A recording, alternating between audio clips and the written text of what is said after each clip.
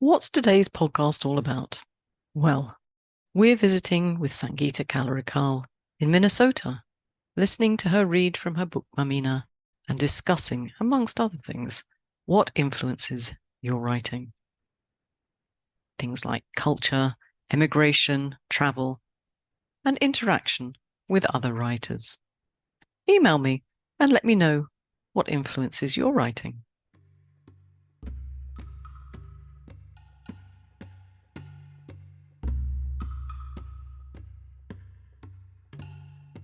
My name is Patricia, and this is the Poetry P podcast. Welcome. If you like what you hear or see today, do tell your friends. Subscribe and review us wherever you get your podcasts. And if you have a few coppers to spare, perhaps you could go to Buy Me a Coffee and make a donation or buy a membership with all its perks, all of which support the podcast and keep us creating content for you. Now today, as I said, we're off to Minnesota to meet Dr. Sangita Kalarickal and listen to her read from her book, Mamina. As usual, we don't just stick to the reading. We have a good old chinwag. I hope you enjoy it. Do email me and let me know. Sangita is a wordsmith. Her work has appeared in several journals and anthologies. And the poems in this, her first chapbook, Mamina, range from free verse poetry to haikai form. She's currently an associate editor of Drifting Sands Haibun Journal, and of course, she conducts the podcast Ripples in the Sand. So this is Sangita. Let's get to know her a little better. Sangita Kalarickal, welcome to P Towers and the Poetry P podcast. Today we're going to hear you read from your book, Mamina. But before we do, we're going to hear a little bit about you, if I can tease those things out of you. But just before we go on with that, I would just say there is going to be an author's bio in the show notes, so do go and check it out if I haven't managed to squeeze enough facts out of Sangita. Now, Sangita, I sent you an email, which I think you thought was quite funny. And I said to you, you're a very private person. Discovering you is very difficult. But here's what I know about you. And you could probably tell people why you're laughing and why you thought the email was funny. I know that you are a physicist, you're a doctor, and you work in technology. Would you describe your job as creative? Yeah, so the reason why I was laughing first was I'm known to be an extrovert, and I get my energy talking to people. So the fact that you don't know, you can't find much about was funny. But I get that. I get that. I am not so much in the public domain as yet, just because it's just been two couple of years that I've started putting myself out there on the social media, etc. So yes, I was in the research group in technology. So I would say that creativity came in very, very naturally. But I do believe that writing poetry or any sort of creative work helps anybody in their non-creative, I'm putting quotes, right? Say technology or, the teaching, whatever, any other job, just because it makes you think, it trains you to think outside the box. And it was not just in my role as a researcher that I was, able to tap into my creativity. Even when I was managing a group, I was able to think outside the box, mainly because, the creative stuff is going on in the back of my mind. So I have poetry to thank for helping me do that. Yes. Among other things. Yeah. So yeah, I'm sure there are lots of influences on Sangita. Now, I also think, and I could be wrong, but you live in the Midwest in the USA, in Minnesota. Yeah, you don't have right, the Minnesotan accent. which is almost Canadian, I think, in some ways, Yes, and smaller. it's the Yeah. northern. Yeah, Hmm. yeah, Okay. yeah. You But betcha. That's all I can say. oh, bless, I didn't know that one. Okay. Um, but I don't think you've always lived there, have you, Sangita? No, Where else have you no. been? So I'm an Indian Hmm. by birth, Okay. and my in my cultural tendencies. Brought up in Bombay, so most of my life I was in Bombay. I came to the US for a PhD in physics to Colorado, where I lived for a while, and that is my main part in US that I relate to Colorado, and then I came over to Minnesota uh, for a job. So that's how. But Minnesota grows on you somehow, even though it's cold 6 months in a year. It's almost like so our winter, spring comes in around Mother's Day, which is June. So it's really, No. yeah, and it's yeah, usually it starts getting cold by November, beginning of November, end of October. Ooh. Though this year is different, of course, as we know. Wow. I'm not sure it's the place for me, as people will know if they listen to me regularly. I'm not one for Yeah. cold weather, and I don't like snow. So probably Minnesota I'd need to give a wide berth to, at least during the winter months. But there you go. So let's talk about the cultural influences on your writing. What Mhm. have those been, Sangeeta? So, as I said, I was my main part in my life, I was in Bombay. And as you know, Bombay is a melting pot of culture. Mm, So, I was exposed to all kinds of cultures that you can get in India, which in itself is a big melting pot, right? So many religions.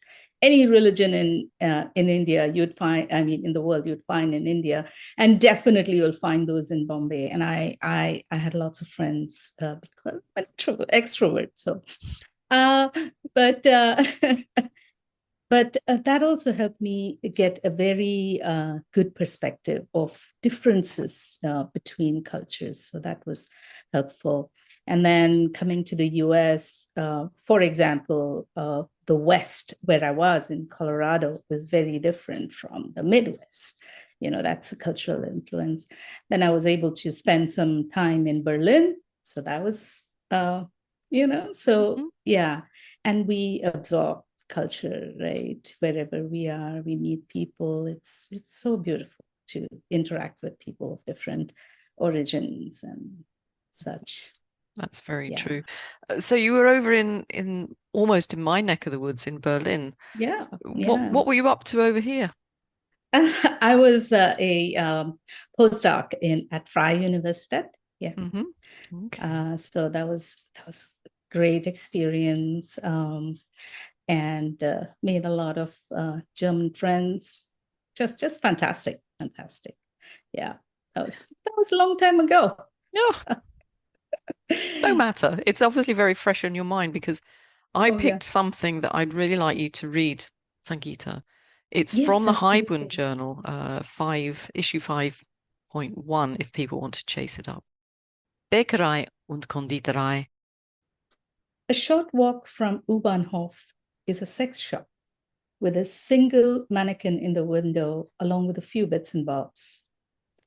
Housed in an unassuming building in a quiet residential neighborhood, the shop sits diagonally across a majestic old church with brickwork that had survived the war. I often think of plopping myself on a chair at a corner to count which building boasts of more people entering it. I wonder which morality strings in my own life I'm struggling to tug. Red light at empty crossroads, long solstice night. Red light at empty crossroads, long solstice night. When I read this one, I felt, as you've now told us, that you did know a part of Germany, and I did wonder whether it was Berlin. It's just the phrase you use. I often think of plopping myself on a chair. And I thought, oh, that's the sort of thing you would say if you were very familiar with it. I had a very strong picture in my mind at that point, because I felt it was Berlin, of you sitting looking at the church, the church that was bombed out. Because I think that's one of the most On striking places. Genau, yeah. Broken church, yeah. Yeah. Just sitting there and looking at that, and that's the image that came into my mind. What were you actually plopping yourself down and looking at? Was it my church or was it a different church? Well, that is what I wanted to do, plop myself on a chair. Mm-hmm. And, because of the contrast in my mind, there is actually probably no conflict. Mm-hmm. But in my mind, the way I was raised, these two images were complete contrasts. Lord knows why. And,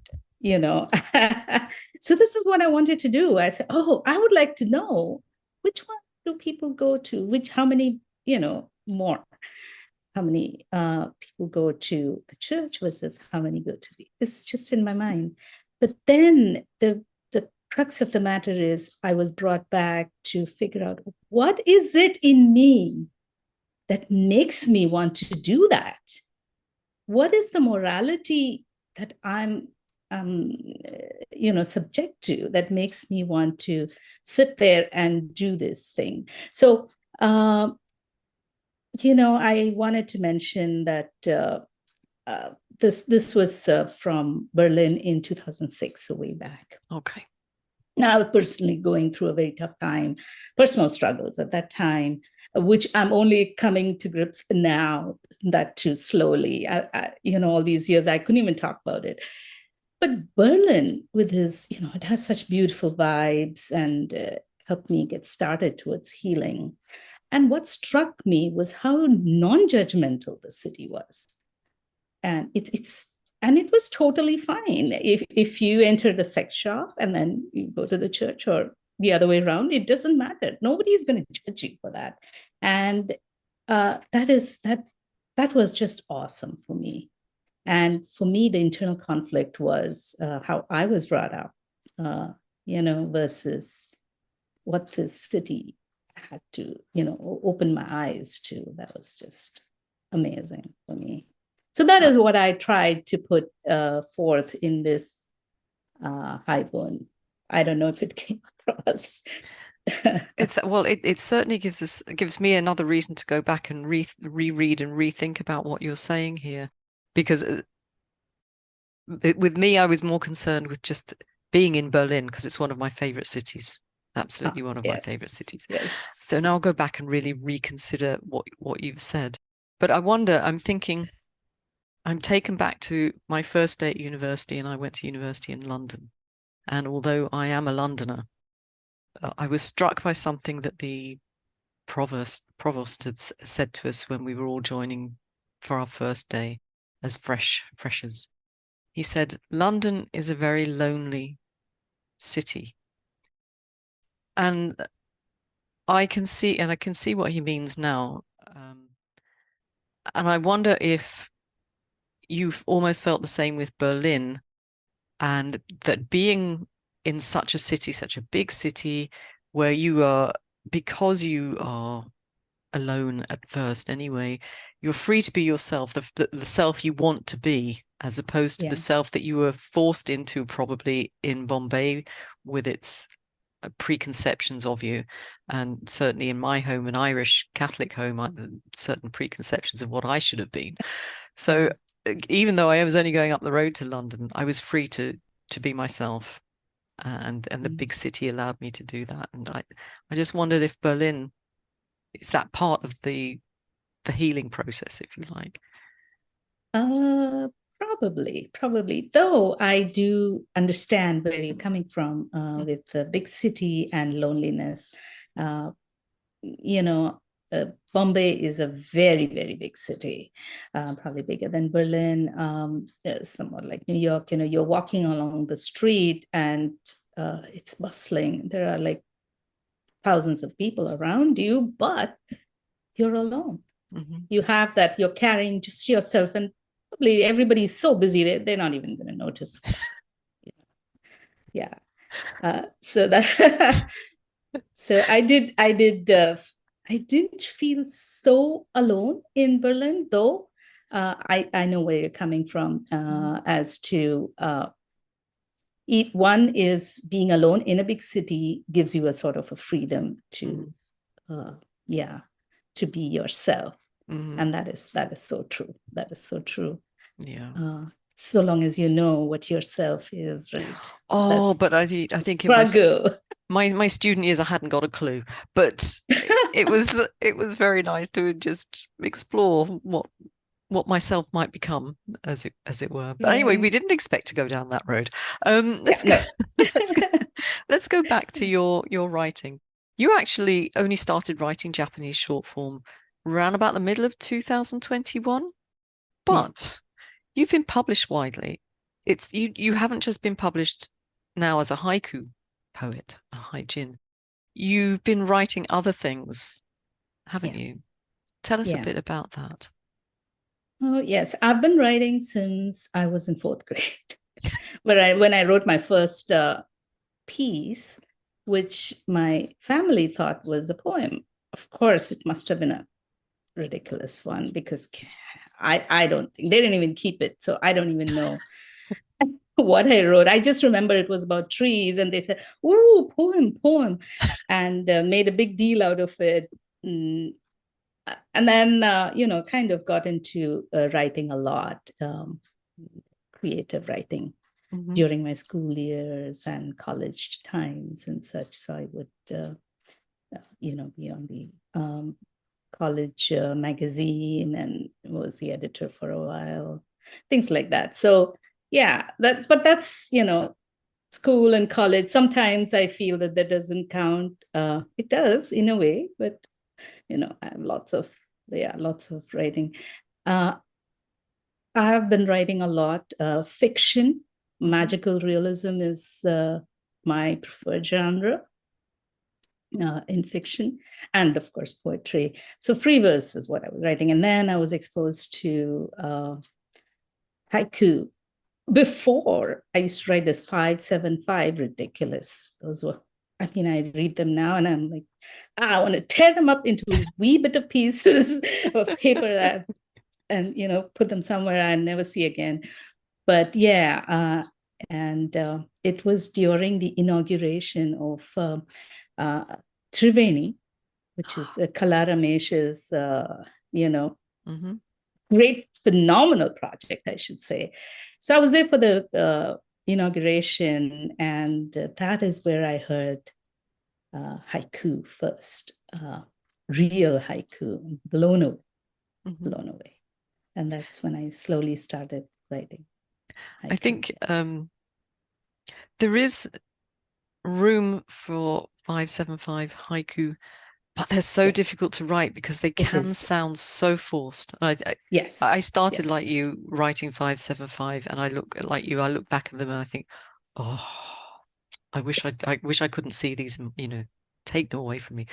But I'm just thinking, sitting here listening to you and thinking, maybe I should go back and actually write the words I would have liked to write if I hadn't thought I had to write 575.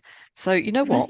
When we finish here today, I'm going to get that older journal out and not worry, not be really embarrassed about the horrendous pieces of work I did, but just have a look and see if they can be redeemed. But maybe redeemed is a bit harsh. If they can be better pieces of work in a more contemporary style, shall we say? Yeah. That's a great idea. I'll go ahead and do that too. Yay! With my horrid stuff.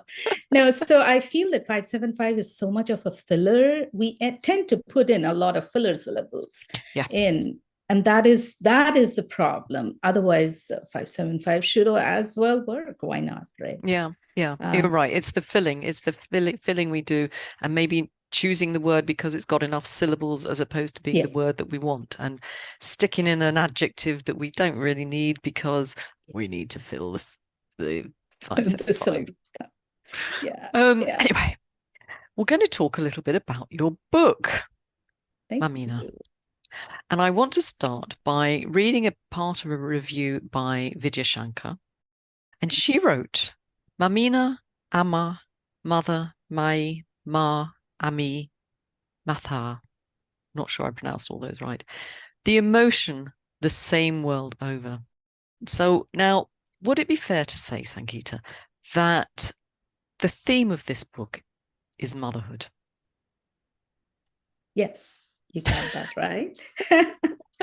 So Mamina is Slovak cutification of mama or mother. I don't know if cutification is a legal word, but there you go. So my husband is Slovak. And and when I was there visiting family there, and kids would call their mom Mamina, Mamina, I thought that was the cutest word. And I said, okay, my child should call me Mamina. Of course, she never did, but that's another story. But yes, so Mamina is about motherhood, but not just, it starts off with not just being about a mother and a child, but also about other mothers in our lives, like grandmother, like aunts, who've taken care of us, and people like that. And then I go through, these days, me included, we had a tough time having a baby. And I know a lot of my friends do too. I mean, it's almost like it's a thing at these times to have a lot of troubles having a baby. So it wreaks havoc on women. I feel, women's mind. So there's a little bit, I haven't delved deeper into that aspect in this small chapbook yet, but I have a teaser in that, and then I go straight into my experiences as a mother, watching my kid grow the first couple of years. Do you think you might go back at some stage when it's not so fresh and write something deeper about that experience? Yes, absolutely. Absolutely. I do have a lot of poems, but they all need to come together. And, writing a book is a little bit different from writing just individual poems, because they have to be strung together nicely. So I'm waiting for that string to come through. Take your time. There's no hurry. I know exactly what you mean. Now, this might be a good place to have our first reading from your book. And the point I wanted to make, and this one illustrates it, is it's not just haiku senryu. You've got haibun in here as well, haven't you? Yeah. I'd like to say a little bit about that. Yes, please.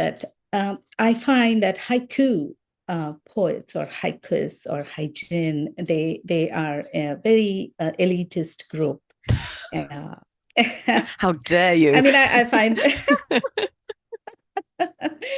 so a lot of the free verse poets are like, oh gosh, maybe we can't enter that circle just because, and there are not many. I mean, this is the truth. There are not so many haiku or haibun in literary magazines like free verse. It's starting to change now, slowly. But this is one of the things that I wanted to do, is to bring together everything. Just the theme is important and not the form for this chapbook. And, I have a little story that after I put together this work, I was very nervous about doing this thing, because not sure if form is important or not.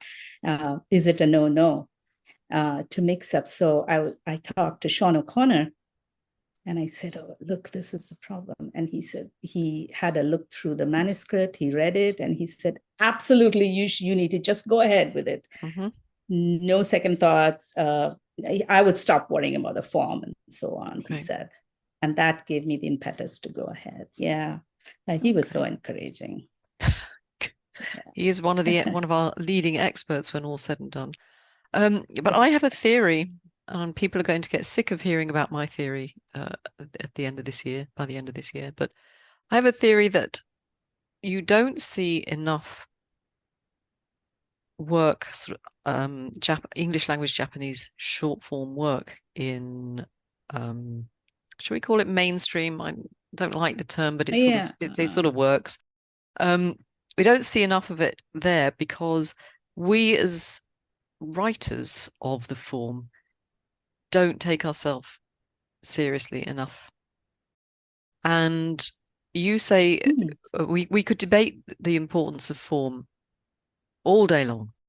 I think form is important at the beginning of your writing career. And I've been told off for being a snob about this, but I think when you're learning the form, whether it's haibun, whether it's tanka, senryu, haiku, you need to learn the form and how it's written.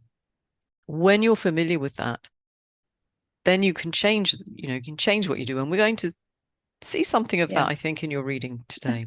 But my point is, if we do not take ourselves seriously, if we do not learn our form properly, then how can we expect other people to understand when we write it?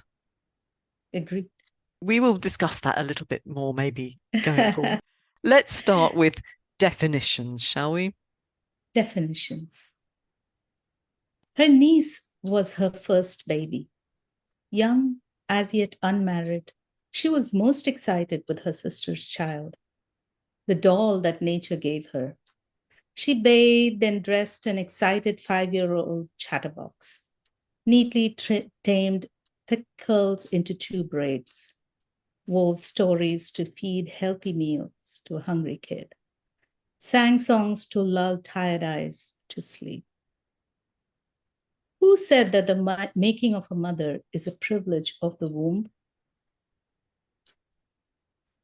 Rice and sardine ball, an airplane landing in the mouth.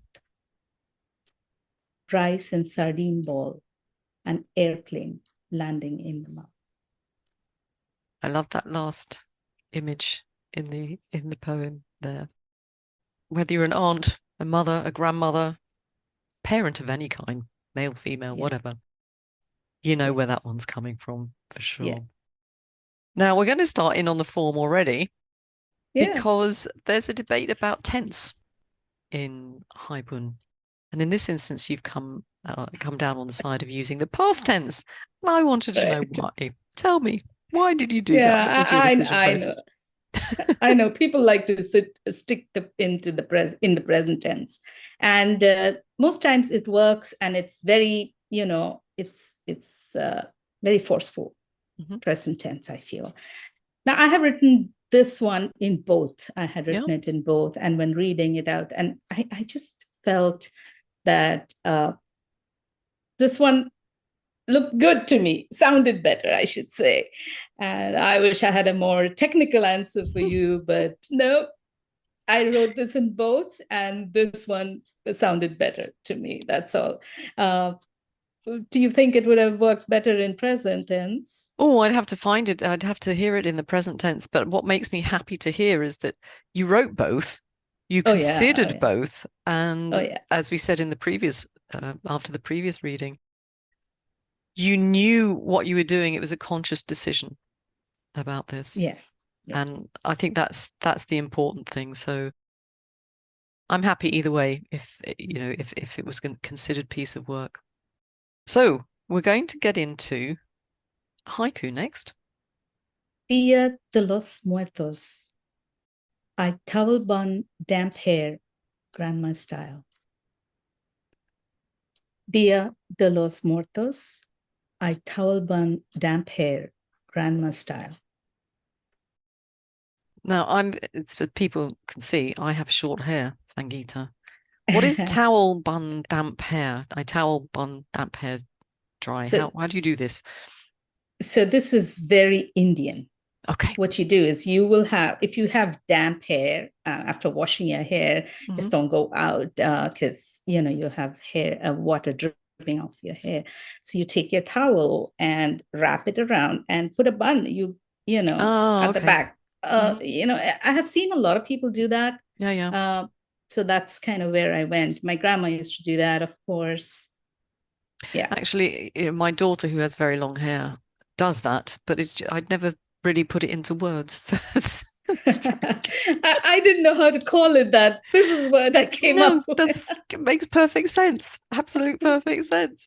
Yeah. Um, Now we've already noticed that you've gone to a different language for the title of this book, and Yes. now you've Yeah. gone to Spanish. So and we've been to Germany. So what's the connection with Spain, with the Spanish in this Oh, one?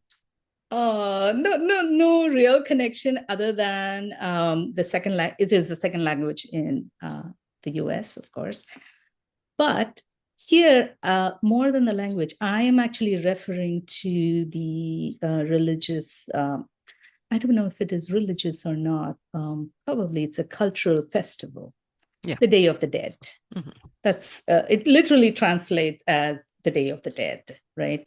And in Mexico, what they do is that they would have very nice, beautiful shrines to people that have passed from their family, and they would make dishes that were their favorite dishes and stuff like that. And so basically, what you're doing is you're celebrating the lives of those who have passed and how it affects you. And I find that really comforting. And that is the festival that I was referring to. Now, we have very similar stuff in India, Mhm. where we do respect our, think of our elders. It's during a particular period well, right now, probably this is the period of during fall, Pitru Paksh, and, you do all this. But there is no such thing where you sit and reminisce about the people that have passed and do something which connects you Mhm. to them. And that's the stuff that I was missing. And it's very sad that all I could do was towel bun damp hair. Not at all. So Not at but all. this It is was where your I was going. connection. No, Yeah. we have something similar. I don't know if it's still. I'm not religious anymore, but I was brought up Catholic, and we have All Souls Day, Mm-hmm, mm-hmm. which is sort of like that. But again, I don't ever remember sitting around having a spit and a chat, as my family would say, about the dead or cooking their favorite meals for to just to link ourselves with. So that's lovely. But I was really interested, and we're not going to hear the poems or the pieces that I'm referring to, but this poem, if I remember rightly, comes between a poem of remembrance to your grandmother and a poem about a woman who has given birth, and I don't think the birth went terribly well, just from the poem. So I wondered, why did you put this poem where it is between those two? So the poem after this particular one, the Olivia Mortis, is about the mother of us all, Mother Earth. Mm-hmm. And that Ah, is okay. where I go, yeah, the birth didn't, it gone okay, but not really. I mean, we're pretty much being very cruel to cruel to our mother in that way. So the haiku leads into the poem where I say, all I can do is towel bun my hair, right? So Mm-hmm. similarly, uh, this is the state of Earth we have right now. And what are we doing? Mm-hmm. Or, not much, can't do much. And, I tend to think a lot more. I should probably stop that. And maybe it doesn't come through in my poems just yet. So I Mm. apologize for that. But it is a metaphorical response to what we are doing for Earth right No, now. I don't think you need to worry. I mean, I know other pieces of work outside this book, and I think your thoughtfulness comes through, you really don't have a problem with putting that across, I don't think. So thank you for that. So should we have the next piece, Speech of Shapes? Speech of Shapes. Your eyes dart from shape to recognizable shape. Butterflies in treetops, daddy, apples, teddy. Deep shades of hazel stare into the azure of the midday dome. Learning, relearning, words and connections, fast, so fast. The bald eagle swoops, a splash in stillness. The bald eagle swoops, a splash in stillness. Now, I think we've entered the realm of your own motherhood. Well, I feel like we've entered the realm of your own motherhood in this one. But to be honest with you, when I read it, it takes me right back to when my kids were small, and a very recognizable era in their childhood when, they picking up ideas, and it's so exciting to watch them. They'll look at one thing and then something else will take their attention, all over the place, and it's just absolutely wonderful.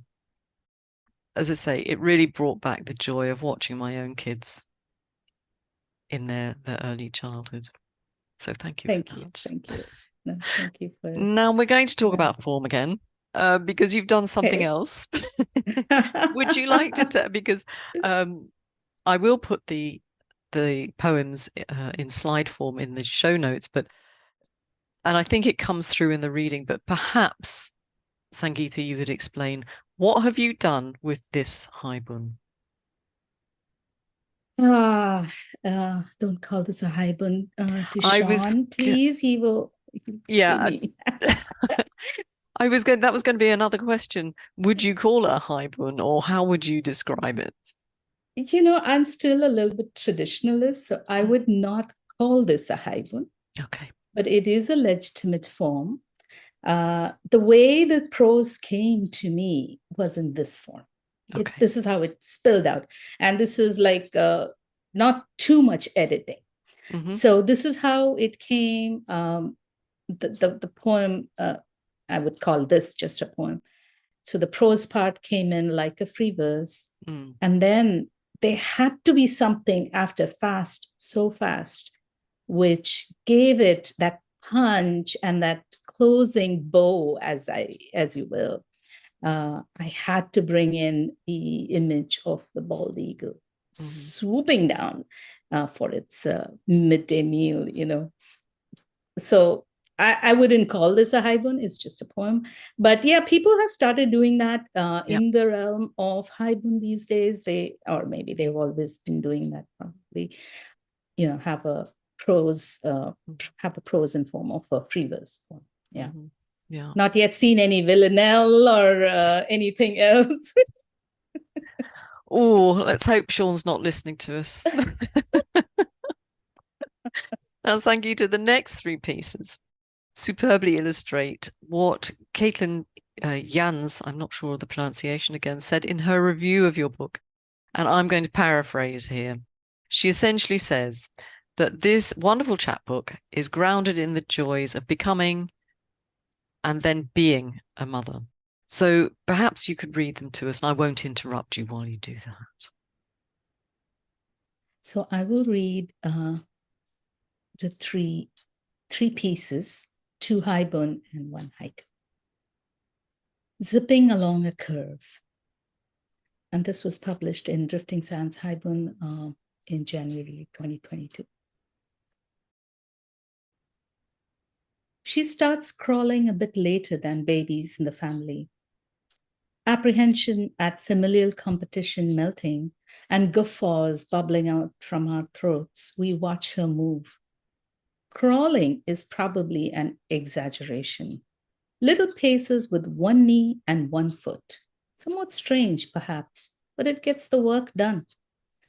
She's all over the place and a little underfoot. Propelling herself a few paces in a hurry, she hears our laughter and stops. eyes twinkling, she glances at us and then continues rushing on towards nowhere in particular. She gets there. She gets there fast. Rain puddles under tiger lilies, mud in her toenails. Rain puddles under tiger lilies, mud in her toenails.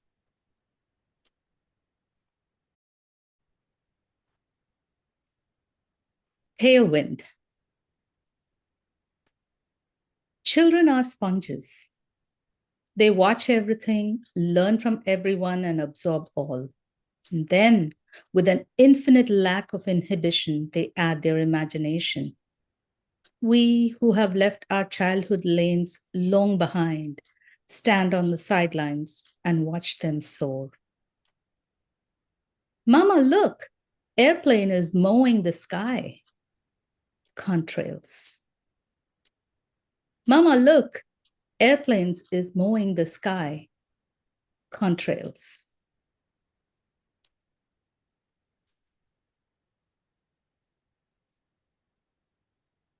My daughter and I harvest marigold seeds. Summer dreams. My daughter and I harvest marigold seeds. Summer dreams. Thank you, Sangita. And Thank you. you're the Thank first you. one, zipping along a curve. It really made me laugh because I could understand, crawling a bit later than the babies in the family. Oh, nightmare. I have to tell you, my eldest son never did crawl.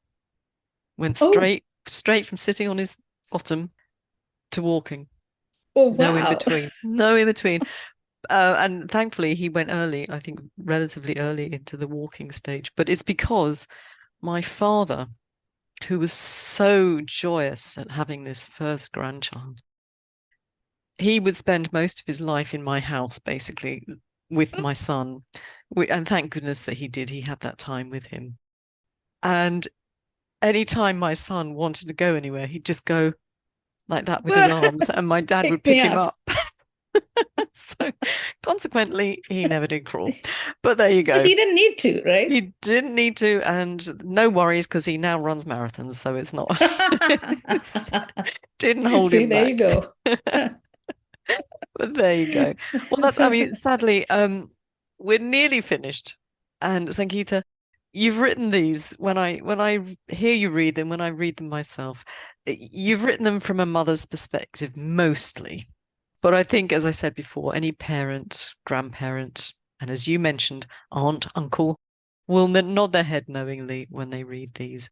And the experiences are going to remind them, as they did me, of the joy of having or being around this small child. And I hope, like me, when they've read the book, they'll put it down with a smile on their face, Sangita. It's lovely. Thank you. Now, we're not quite finished. This might be a good time, though, for you to tell me, where do you get the book? Where can people buy the book? So this book is available on Amazon in the US as well as in India. And with this, however, anybody elsewhere, if they want a copy of this book, please write to me. I will make sure that you get one. So I can give you my email ID to put in the show notes, maybe. Thank you. Yeah, that would be great. So all the details on how to get hold of the book will be in the show notes, including how to get hold of Sangita. But before I let you go, Sangita, could you please read a piece that we published in the Poetry P Journal 123? Thank you so much for publishing that. That was one of my favorite. The still dark lake, I extend into another me. The still dark lake, I extend into another me. And it struck me, I mean, I loved it when I read it anyway, but obviously, or we wouldn't have published it. But having read the book, it made me think again. And I wondered, does this poem reflect what motherhood brought to your life? Or the struggle for motherhood, maybe? In a way, yes.